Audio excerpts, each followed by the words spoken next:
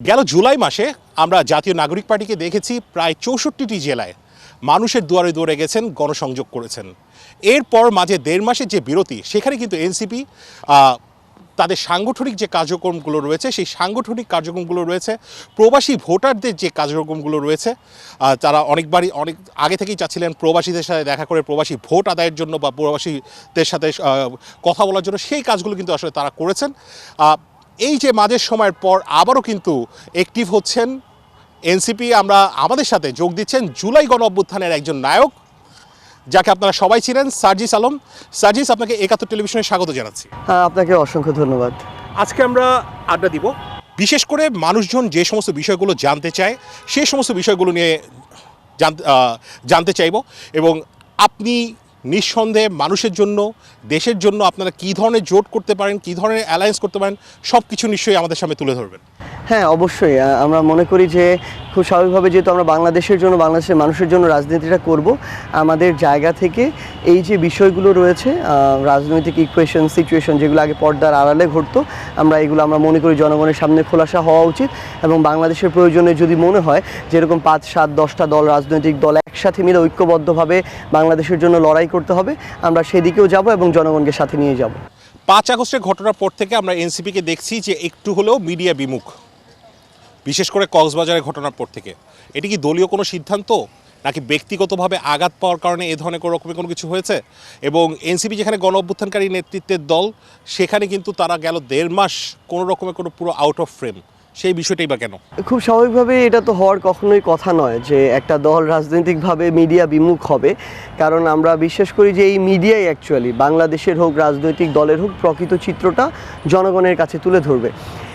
কিন্তু আপনি যদি দেখেন কক্সবাজারের যে ঘটনাটা, অবশ্যই সেটা একটা কারণ একদম ভিত্তিহীন একটা ঘটনা, যেটার কোনো সত্যতা নেই, সেই ঘটনার উপরে ভিত্তি করে কোনো রকম ফ্যাক্ট চেক করা ছাড়া দেশের প্রথম সারির মিডিয়ারা যেভাবে একটা বিষয় নিয়ে প্রোপাগান্ডা ছড়ালো, এটা আমাদেরকে ব্যথিত করেছে। এবং আমরা এই সময় আমাদের জায়গা থেকে দেখছি যে এই যে মিডিয়া হাউসগুলো রয়েছে, এই হাউসগুলো খুব স্বাভাবিকভাবেই তাদের তো মালিকানা রয়েছে। কোনো ব্যবসায়িক প্রতিষ্ঠান হতে পারে, দলীয়ভাবে সংশ্লিষ্টতা থাকতে পারে, ব্যক্তিগত অনেকের অনেক উদ্দেশ্য থাকতে পারে, কিন্তু এগুলো থাকবে স্বাভাবিকভাবে। কিন্তু এগুলোর ঊর্ধ্বে গিয়ে জনগণের স্বার্থে সত্যটাকে সামনে রেখে যে কাজ করা, আমাদের ওই জায়গা থেকে মনে হয়েছে যে যেটা জুলাইয়ের পর যতটুকু প্রত্যাশা ছিল ততটুকু মিডিয়া বাংলাদেশের পূরণ করতে পারছে না। সেটা কারণ নয়, সেটার জন্য যে আমরা এটা থেকে বিরত থাকবো বা বিমুখ হবো, এটা তো হওয়া উচিত নয়। আমরা অবশ্যই আমাদের জায়গা থেকে মনে করি যে আমাদের একসাথে, আমাদের স্পেশালি যারা মিডিয়া কর্মী ভাইরা রয়েছেন, তারা সহ শুরু করে এটার সাথে সংশ্লিষ্ট যারা, আমাদের একসাথে আসলে আমরা স্বাধীন সংবাদ মাধ্যমের কথা বলি, কিন্তু এই যে সংবাদপত্রের বা সংবাদ মাধ্যমের বা গণমাধ্যমের স্বাধীনতা, পাশাপাশি দেশ এবং জাতির যে স্বার্থ, এটাকে একত্রে রেখে আমরা যখন সামনে এগিয়ে যেতে চাইবো, আমার মনে হয় যে আরও বেশি পেশাদারিত্ব আমরা মিডিয়ার থেকে প্রত্যাশা করি। এবং আমরা বিশ্বাস করি যে এনসিপিও এই জায়গায় তাদের যতটুকু উদারতা দেখানোর তার সর্বোচ্চটুকু দেখাবে। এবং আমরা মনে করি যে আমাদের যদি সীমাবদ্ধতাও থাকে মিডিয়া ডিল করার ক্ষেত্রে, আমরা অবশ্যই সেগুলো কাটিয়ে ওঠার জন্য সবসময় প্রস্তুত আছি। ঢাকা বিশ্ববিদ্যালয় থেকে আমরা পুরো দেশের মানুষ সার্জিস আলমকে চিনে, হাসনাত আবদুল্লাহকে চিনে, নাহিদ ইসলামকে চিনে, এবং যারা একসময় নেতৃত্ব দিয়েছে। এই ঢাকা বিশ্ববিদ্যালয়ে যখন ডাকসু নির্বাচন হলো, আমরা দেখলাম বাকছাস এনসিপি সমর্থিত প্যানেলের ভরাডুবি। ইভেন ভিপি যিনি ছিলেন আব্দুল কাদের, তিনি আসলে পঞ্চম আসলেন, একটা পদও কিন্তু আসলে পাওয়া হয়নি। তো বিষয়টা কী মনে হচ্ছে? এত বেশি জনবিমুখ বা জনগণ মুখ ফিরাই নিল মনে হচ্ছে কিনা, বা শিক্ষার্থীরা মুখ ফিরাই নিল মনে হচ্ছে কিনা? সেখানে এনসিপির জয় জয়কার হওয়ার কথা ছিল।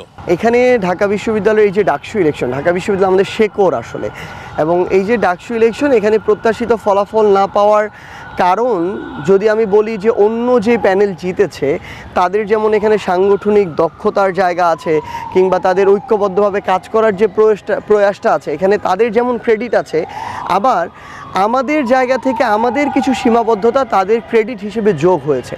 এ কারণে তারা প্রত্যাশার চেয়ে অনেক বেশি ভালো করেছে এবং আমাদেরটা প্রত্যাশা অনুযায়ী হয়নি।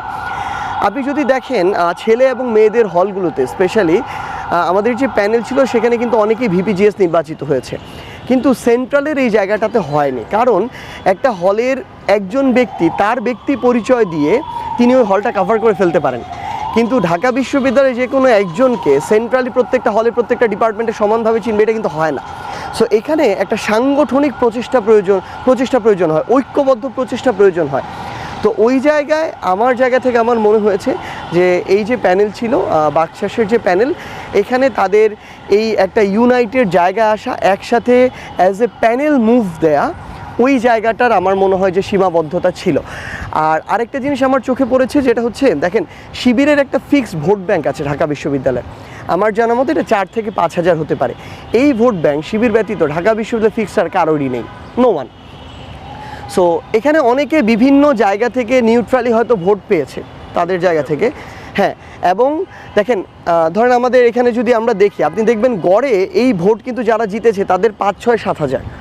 সো এখানে ভোটার অংশগ্রহণ 31,000 অংশগ্রহণ করেছে, সেখান থেকে 5,000-এর সাথে 1-2,000 প্লাস হওয়া এটা বেশি বড় বিষয় না। কিন্তু আমাদের ধরেন যিনি ভিপি হয়েছেন তিনি প্রায় 14-15,000 ভোট পেয়েছেন, এরকম আরও বেশ কয়েকজন 10,000 উপরে পেয়েছেন। আমার মনে হয় এখানে দলের চেয়ে ব্যক্তিটা ইম্পর্টেন্ট ছিল, ব্যক্তির ইমেজ ইম্পর্টেন্ট ছিল। ঢাকা বিশ্ববিদ্যালয়ে যারা ছেলে মেয়ে ছিল তাদের আকাঙ্ক্ষার একটা বিষয় ছিল এখানে।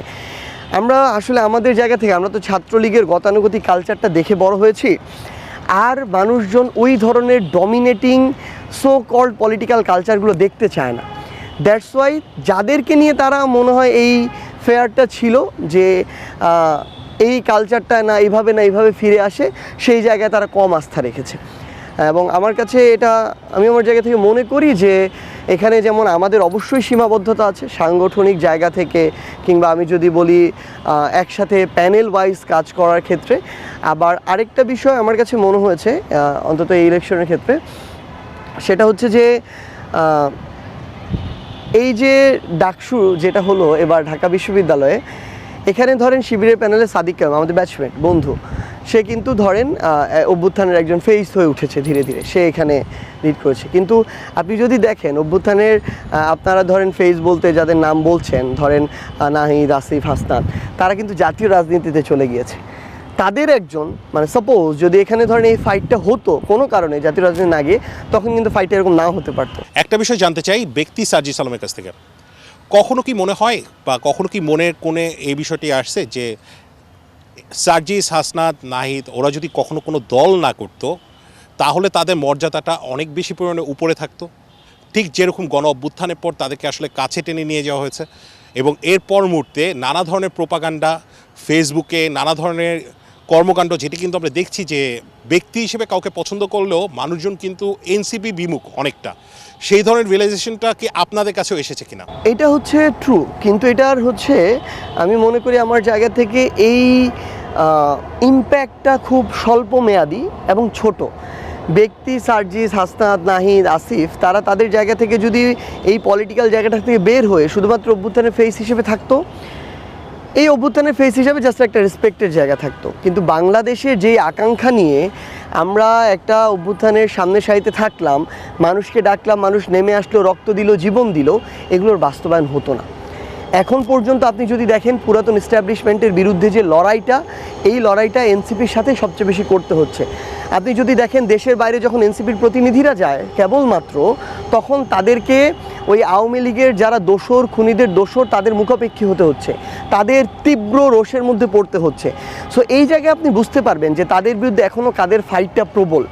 সো হয়তো স্বল্প মেয়াদে কিছু জেনারেল জায়গা থেকে, স্বতন্ত্র জায়গা থেকে কিছু রেসপেক্ট বা এরকম কিছু নেম ফেম পাওয়া যেত, কিন্তু দীর্ঘমেয়াদে পরিবর্তনের জন্য ফাইট যেটা দরকার, যেটা বাংলাদেশের মানুষের আকাঙ্ক্ষা, যে নতুন কিছু, নতুন একটা রাজনৈতিক দল, ওই জায়গাটা দীর্ঘমেয়াদে গ্যাপ তৈরি হতো। আর আরেকটা জিনিস মনে হয়েছে আমার কাছে, এই যে যারা অভ্যুত্থানে এই লড়াইটা করেছে, শহীদ পরিবার বলি, আহত যোদ্ধা বলি, সামনের সারিতে বিভিন্ন জায়গায় সমন্বয়ক যারা ছিল, আমি মনে করি যে এই মানুষগুলো এখনও নিরাপত্তাহীনতায় ভুগছে।